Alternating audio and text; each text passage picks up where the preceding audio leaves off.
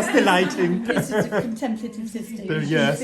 Well, the other thing, Tom, is they're giving their life up now for these teachings. Unbelievable. Bible teachings, so they obviously feel strongly that this is the way to. And how do you feel being like a consecrated nun now? You're happy, joyful? What would you tell people as a vocation? Being a religious, I never thought I would become a nun. Never. It was never an option in my life.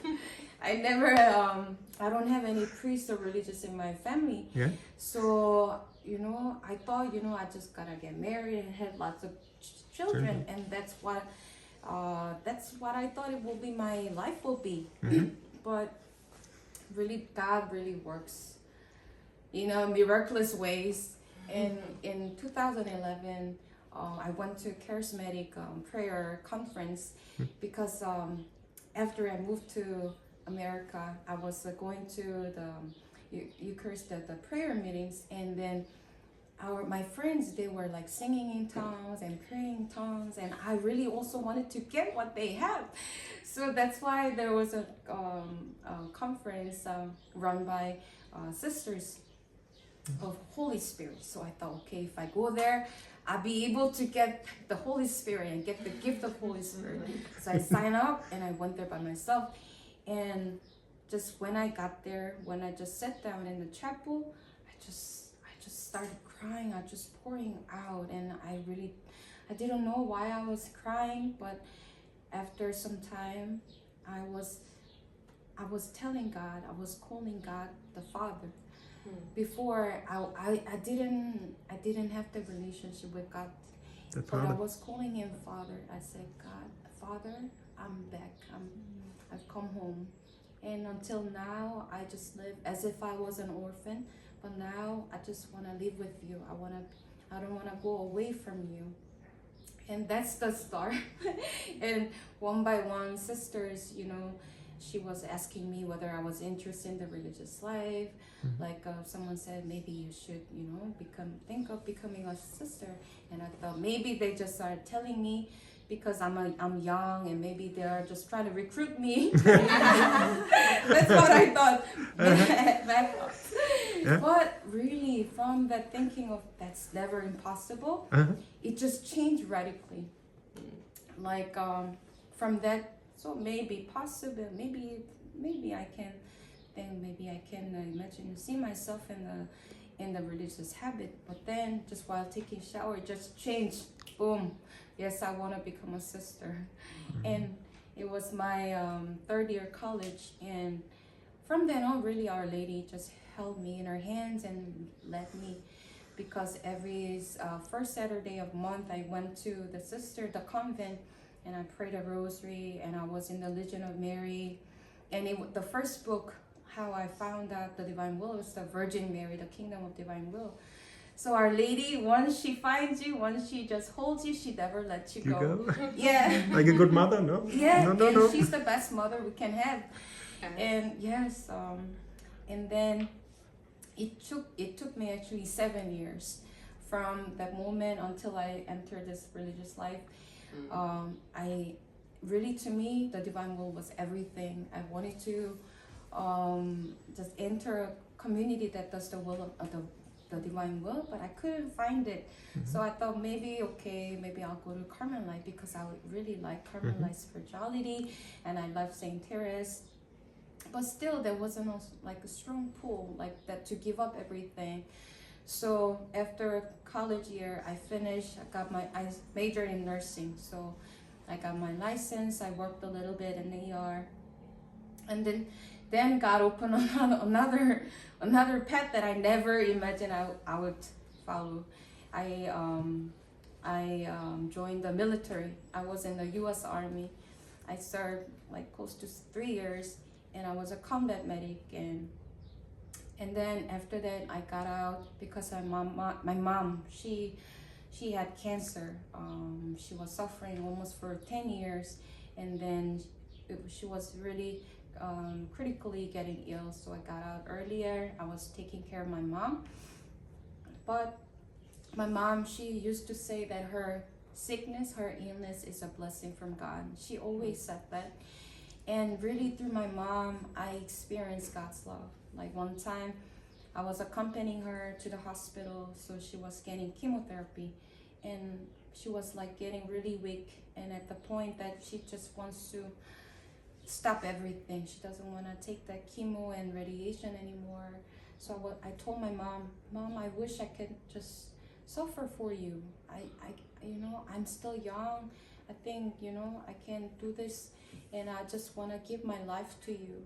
And we got on the bus, and that's when I realized this is why Jesus died for us. This is why he gave up his life for us in place of when we have to be crucified and died, because he cannot see us die, so he died for us.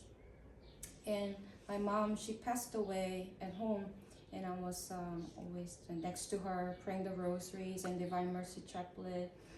And actually she was the first one who died on my hands. Even though I worked as a nurse, never had a patient who really died on my shift. And she was the first one I did the CPR on a real person. Like I was able to see my breath going into her body, like her chest rise up with my own breath, but she never came back. But the day before she died, eventually, she wasn't able to talk, she wasn't able to eat anymore. I was like, oh my gosh, that was the last time she called my name. That was the last time she ate dinner or ate meal with me. So I was like very sad, and then when I heard her call my name, I was like, oh my gosh, did I hear it right? Did she just call my name? So I ran to her, and she said, Eun-young, please bring me. I said, where do you want to go? She said, bring me. So then I thought, okay, it's her time, and now she wants to go home to heaven. My brother was in Texas, so I said, Mother, just wait one more day. Tomorrow, brothers is coming home, and then I'll bring you home. I'll take you there. So I had another day with my mom, so I was able to say things, that I was sorry for, and I told my mom many times that I love her.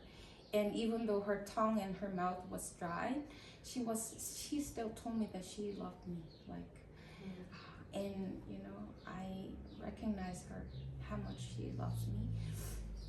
And then she said, when she was still able to talk, she said, if you are still thinking of religious life, I think that's a blessed life.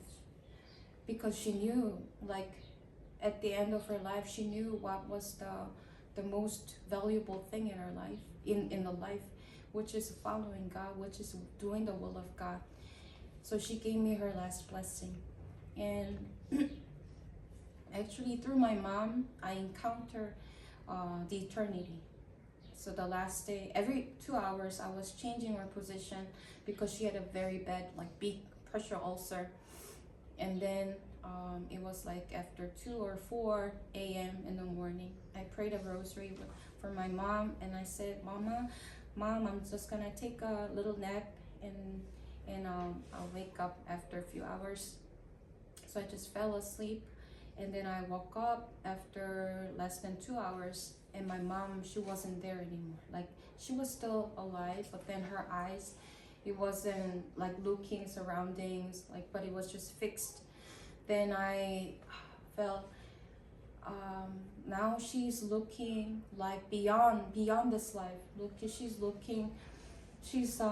So there's another life after this life. And that's what we have to strive for, to live for the eternity, not just for this life, which is passing, but we gotta live for the eternity.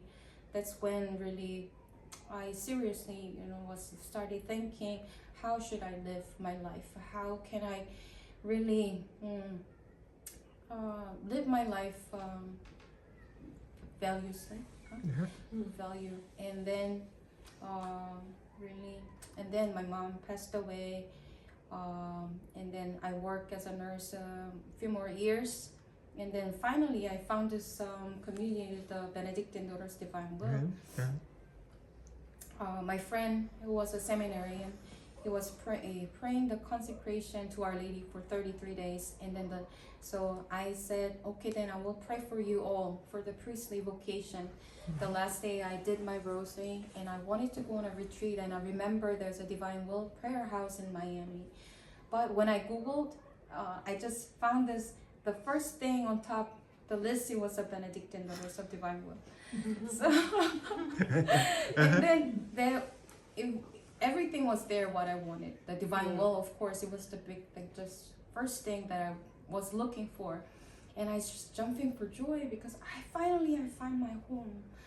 Yes, because other community, I wasn't satisfied. I was like, so my expectation was like lower, like getting, like, I don't have any expectation anymore, but I just want the will of God. So God, put my heart, so what's, what my greatest desire was, the only last thing that was left in my heart was will of God, the Divine Will. And finally, at the moment, He gave me this gift, finding this community, and I enter religious life. Yes, and I'm happy. I am happy, and to live in a community where everybody, all the sisters, is striving to live in the Divine Will. That yesterday, even when we were climbing up the cross mountain, we were praying together, and I was really thanking God, from the bottom of heart, that I have this sisterhood, this companionship, that we go together with for the same goal. Yes. Beautiful. Wow. Lovely. Thank you so much. Yeah, that was impressive.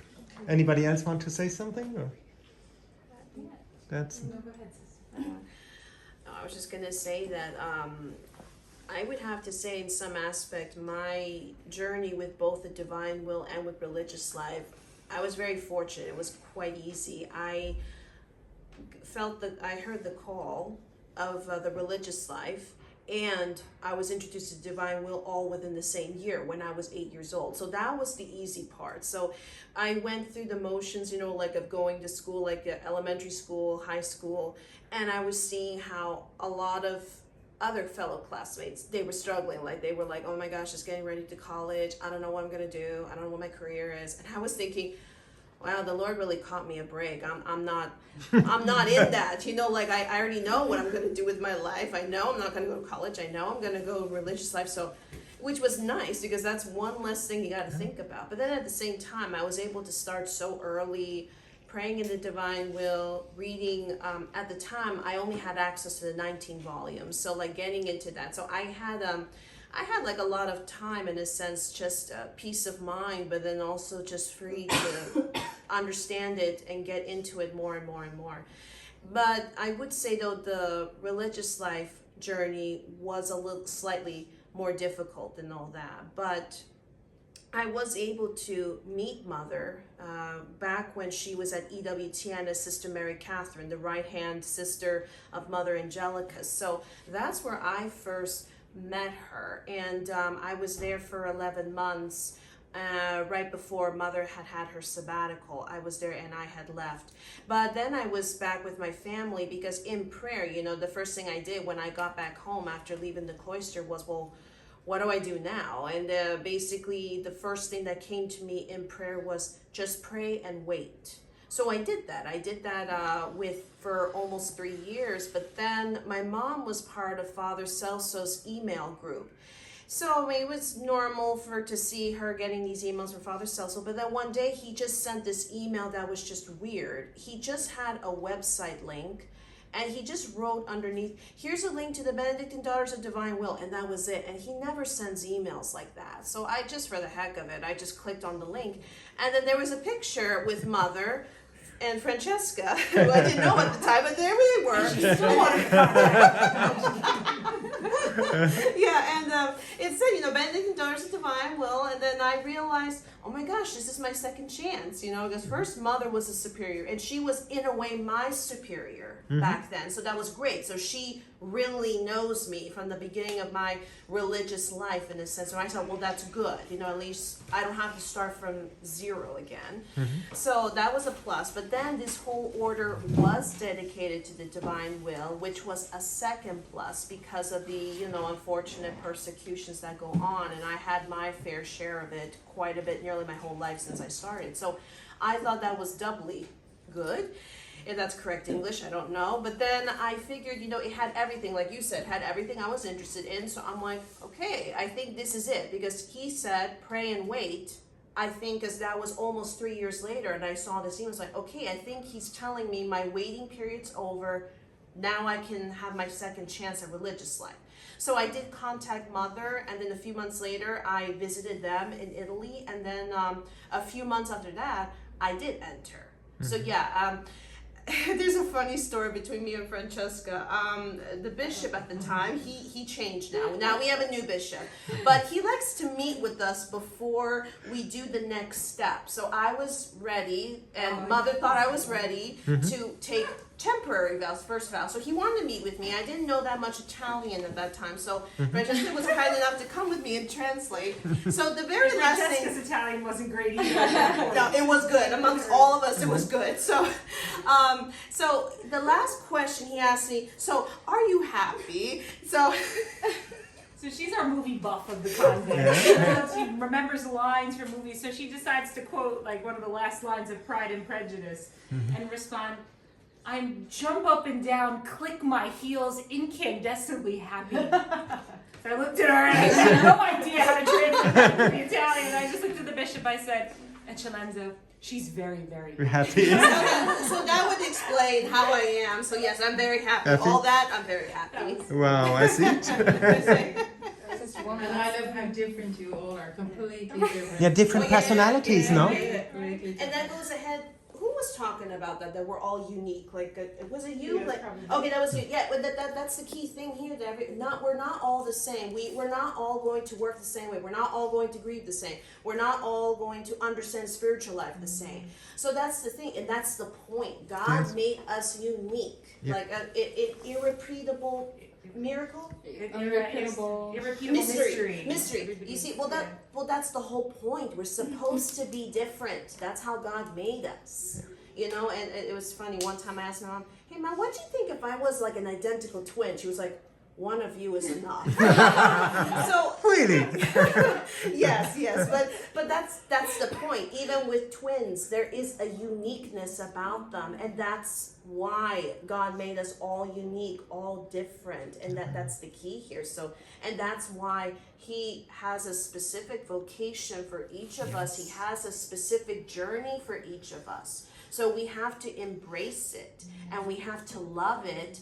And we have to trust in Him that He knows what He's doing, and we just follow with His plan. Because then, if we don't, through our you throw a pebble in the pond and the ripples, like it's a chain reaction, a chain effect. If we don't follow the plan, in a sense, if we divert from it, we can't see the damage, but we can figure out or imagine how we can, in a way, mess up through human error, If He didn't know it, so to speak. That's why it is key, our uniqueness, that we are all unique, and we have to find our happiness, which is following God's will for us, His vocation for us, and His plan for us. That is the only key to us being truly 100% happy. Yes. I mean, everybody is looking for happiness in their life, but really the true happiness we can find when we live how we were,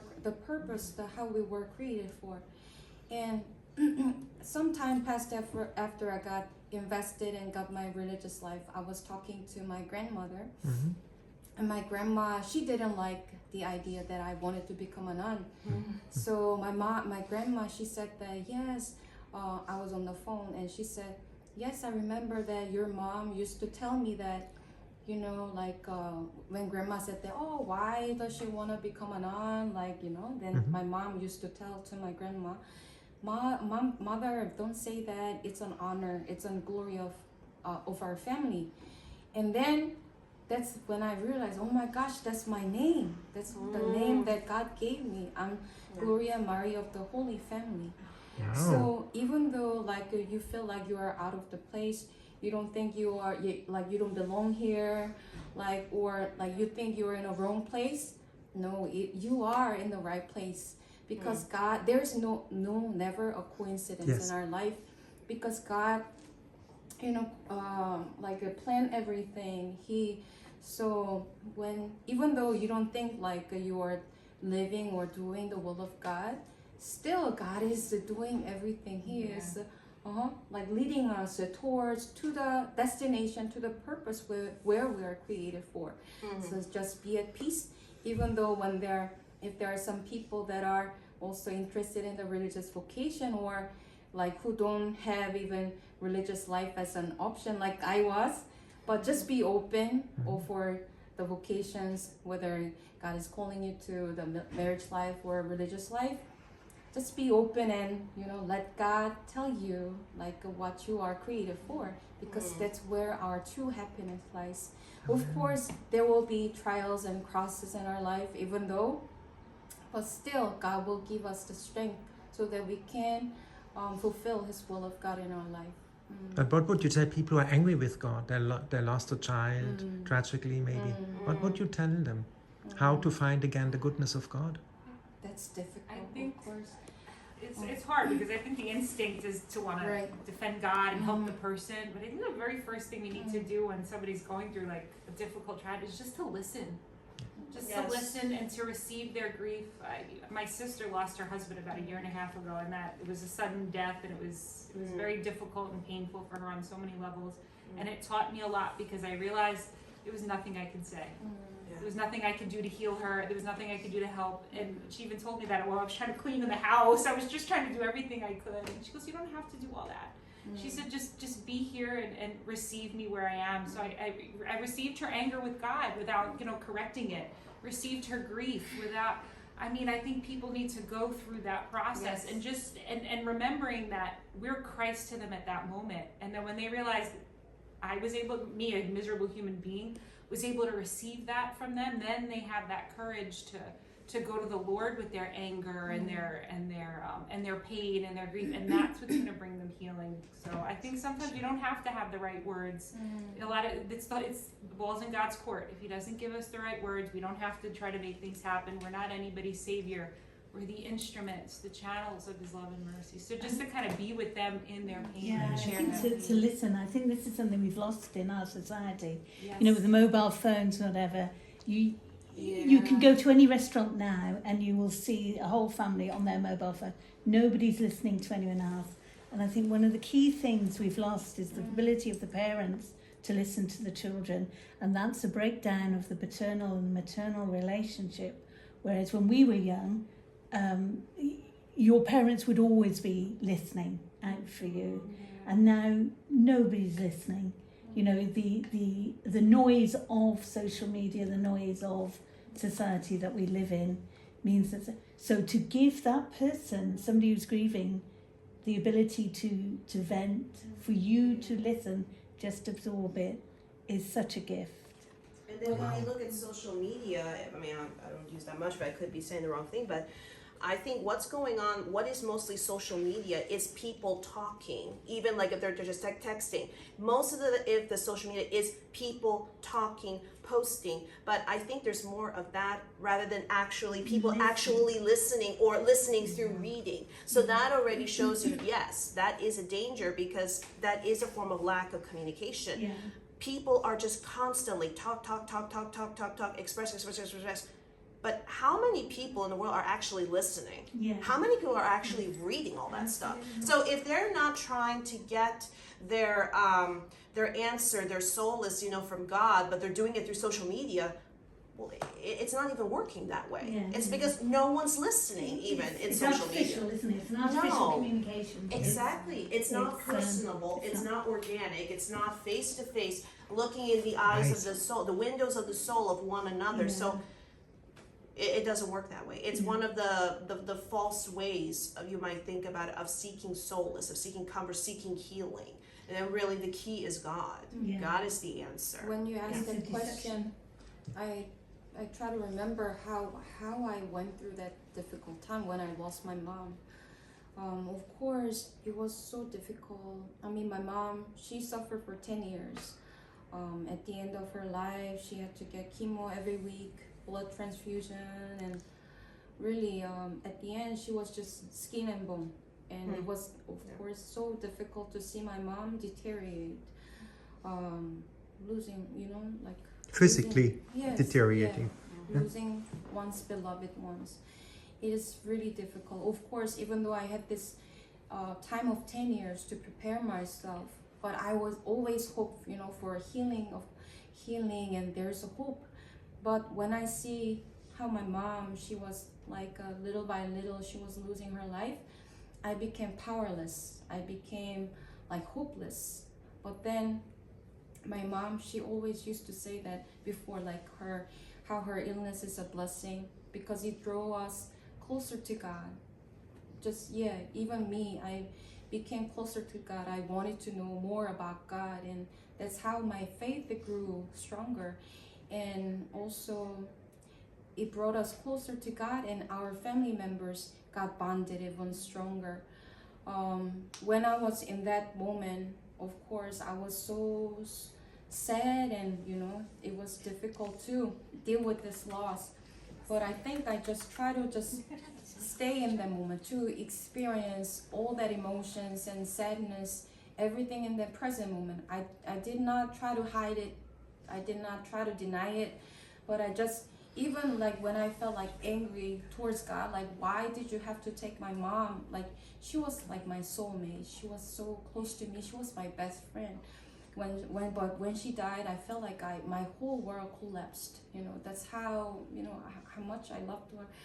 And of course, everybody felt the same way. If you lose your loved ones, but just like we've been talking about, just be honest, be open, and be human. Like even just honest with our emotions and open to God. This is how I'm feeling. This is what I'm going through. But I think. Just like Jesus fell 3 times on the cross, on the way to the cross, I think this is also part of our life, like accepting and process. But because without really that happening in my life, without the loss of my mom, probably I wouldn't be here where I am, because God uses everything in order to bring us to where we are supposed to be. So the only really what made me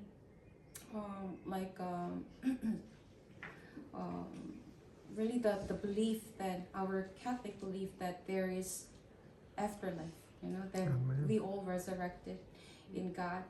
That's what really held me fast. Because of that belief, I was able to endure it. So I wanna just encourage you to experience. Just be in the present moment with the Lord and be open and just offer all your sufferings, and remember that God always brings greater good out of everything. Yes. Amen. Wow, that's a good ending, no? What do you think? Thank you so much. Thank you.